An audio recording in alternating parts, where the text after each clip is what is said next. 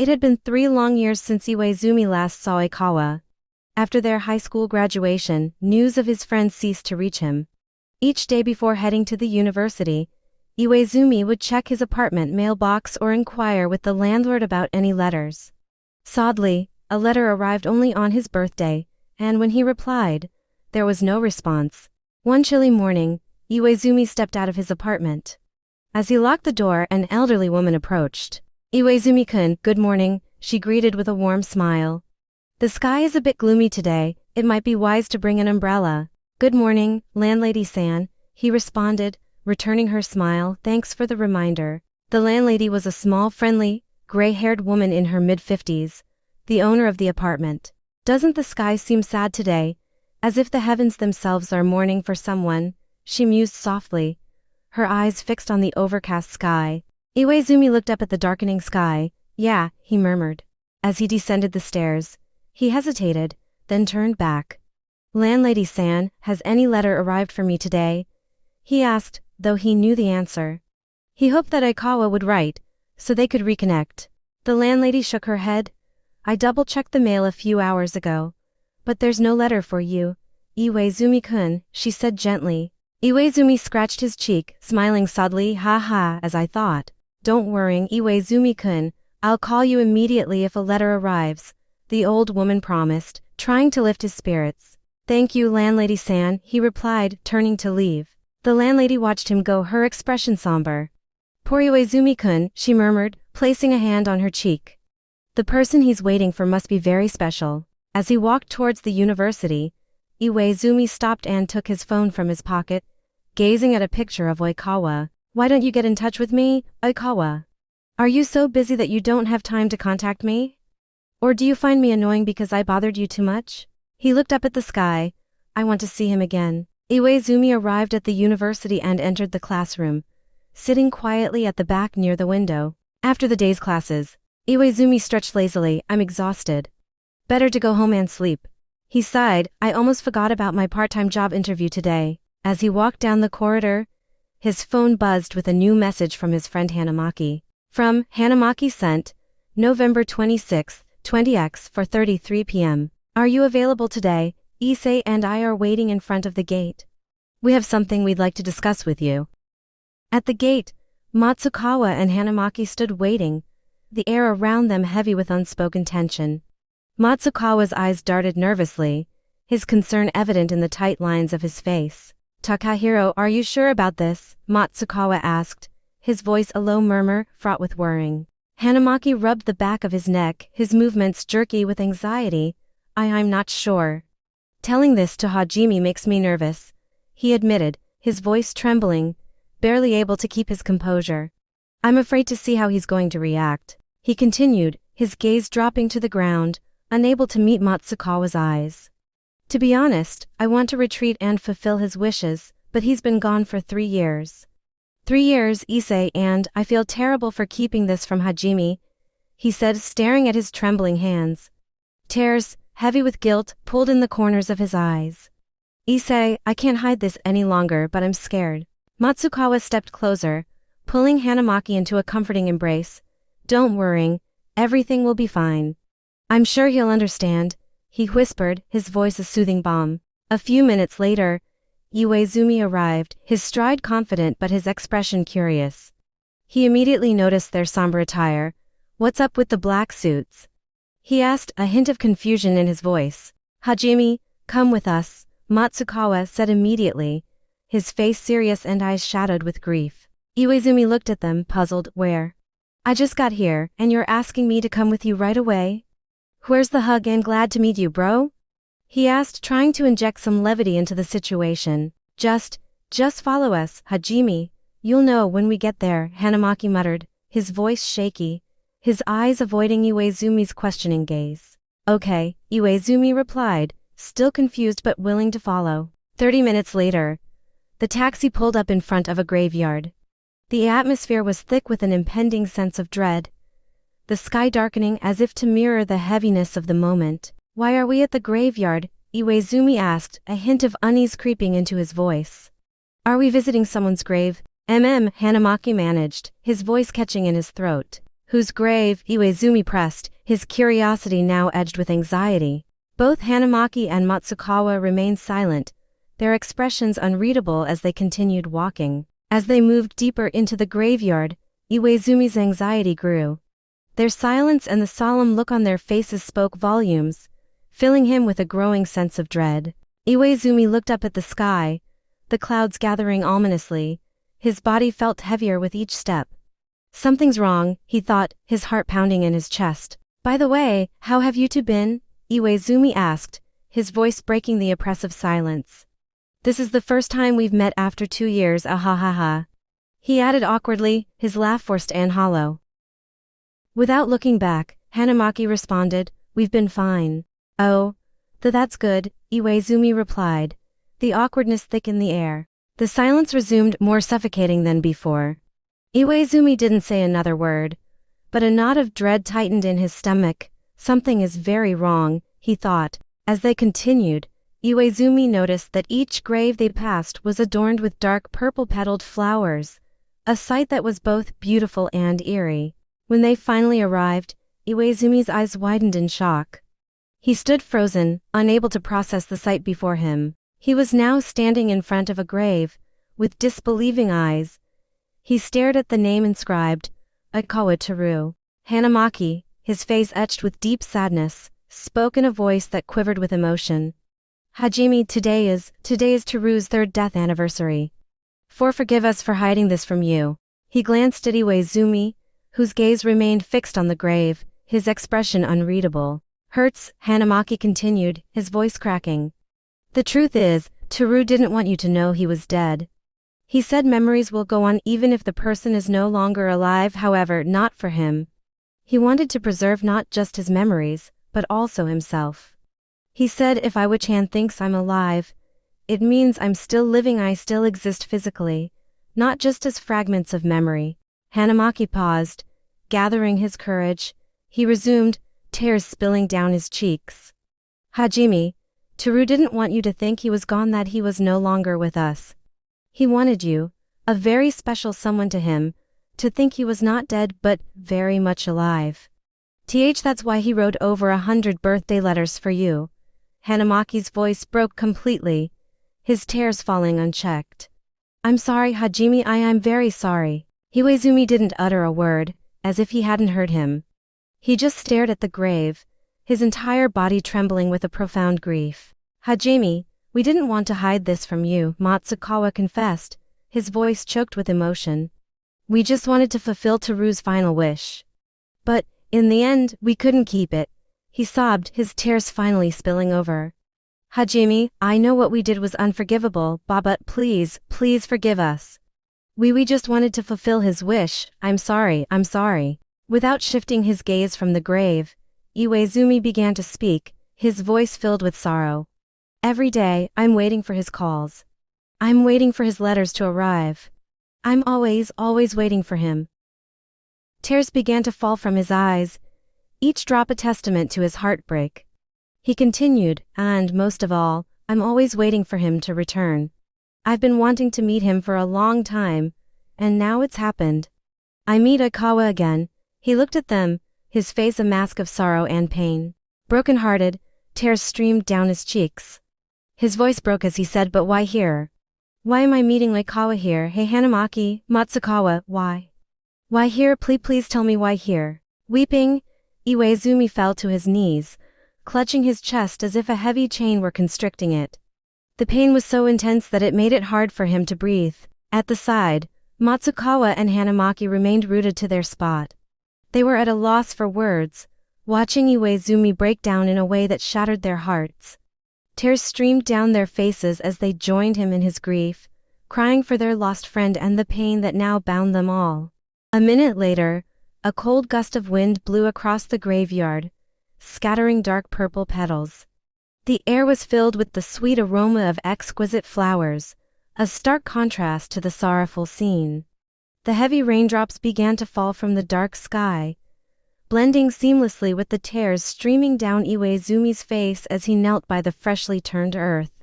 His heart ached with a deep, gnawing sorrow, a mix of betrayal and loneliness that he couldn't escape. Hanamaki and Matsukawa stood nearby, drenched and regretful, their own hearts heavy with remorse. They watched helplessly as their friend remained by the grave, his grief as palpable as the rain pouring down on them. Iwaizumi finally moved, standing slowly as if every muscle in his body protested the motion. He turned, taking a step away from the grave before Matsukawa reached out and grabbed his arm. Hajime, where are you going? Matsukawa's voice was filled with concern, a desperate attempt to keep Iwaizumi grounded in the present moment. Expressionless, Iwaizumi looked at Matsukawa, his eyes dull and lifeless. I'm leaving, what's the point of staying here? I can't talk to him and I can't see him. I'm tired, I want to go home and rest. I think I just have to wake up from this terrible dream, right? I just have to wake up. He murmured, then gently removed Matsukawa's hand and walked away lifelessly. In the rain, Iwaizumi paused, gazing down at his soaked sneakers before touching his face. The realization hit him with a strange, numb clarity. There were no tears left to cry. Slowly, he looked up at the gray, overcast sky, letting the raindrops fall on his face, his world now reduced to varying shades of gray. Everything is gray, everything. An hour later, he stood in front of his apartment, drenched and shivering. The old landlady approached him just as he was about to open the door, her face etched with concern and sympathy. Oh my, Iwaizumi-kun, what happened? You're drenched to the skin, she exclaimed, her hands fluttering in distress. As soon as you get inside, take a warm bath so you don't get sick, she added, noticing the profound sadness in his eyes. Iwaizumi-kun, are you okay? I don't know, Iwaizumi replied, his voice hollow and distant. The old woman understood immediately that grief had completely overwhelmed him. The landlady looked at him with sympathy, patting his back softly. You should get inside now, she said, her voice gentle. Take a bath and then rest. I'll bring you a bowl of warm soup later. For an entire week, Iwaizumi remained secluded in his room. He pushed everyone away, including the kind old landlady, his family, and friends. He isolated himself from the world, lost in an abyss of his own making. Sometimes, he lay on his bed, staring vacantly at the ceiling, feeling the weight of his sorrow pressing down on him like a physical force. Sometimes, he cried until his eyes dried up, the tears leaving a burning trail down his cheeks. Sometimes, he sobbed in the corner of his room, hugging his knees to his chest, seeking comfort in the smallest space. Sometimes, he slept on the cold floor, curled up into himself, trying to find solace in the hardness beneath him. And sometimes, he just stared out the window, watching the raindrops fall, each drop a reminder of the emptiness he felt inside. All those passing days, all Iwaizumi felt was grief, emptiness, sadness, complete solitude, and unending pain. His once colorful world had become monochrome, drained of all vibrancy and life. On a cold morning, Iwaizumi lay on the floor on his side, his eyes lingering on a photograph of Oikawa on the wall. He traced the outline of Oikawa's face with his gaze. The image burned into his memory. I just lost one person, it's just you, Oikawa, but why did the world become so empty? He gripped his chest, feeling the ache deep within, his face crumbling under the weight of his sorrow. Now that I know you're gone, why has everything suddenly become meaningless? Why is it so hard to carry on with my life? Why? I know, it's because you are no longer here, Oikawa. Iwaizumi rose and lifelessly walked toward the photograph. He softly touched the picture frame, leaning his forehead on Oikawa's image, and closed his eyes, his breath coming in shuddering gasps. I miss you, he whispered, the words barely audible. He noticed some photos of him and Oikawa scattered on the floor. He crouched down, picked up a photo of Oikawa smiling cheerfully, and placed his hand on his chest, sobbing. Each image was a reminder of what he had lost, the memories bittersweet. Every time he saw Oikawa's picture or remembered him, he wept until no more tears would come. Pale, Iwaizumi stood up from the floor with a final decision, a resolve born out of sheer desperation. I can't take this anymore, I need the suffocating feeling to end. Iwaizumi emerged from his room, barefoot and vulnerable. He walked in the heavy rain, each step feeling heavier than the last, until he reached Oikawa's grave. In the rain, Iwaizumi knelt in front of the gray stone, gently touching the flower with sadness in his eyes. For a long time, he remained there, silent, the world around him fading into the background. Numb, he got up and started walking, step by step. He went to the highest cliff overlooking the ocean, the journey feeling both endless and too short. Near the edge of the cliff, Iwaizumi stood for a while, staring into the dark distance. The waves crashed against the rocks below.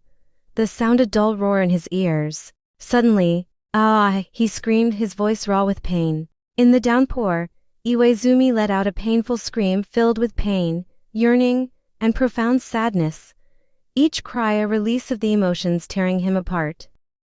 "Ha! Ah!" he screamed with all his might, his voice breaking.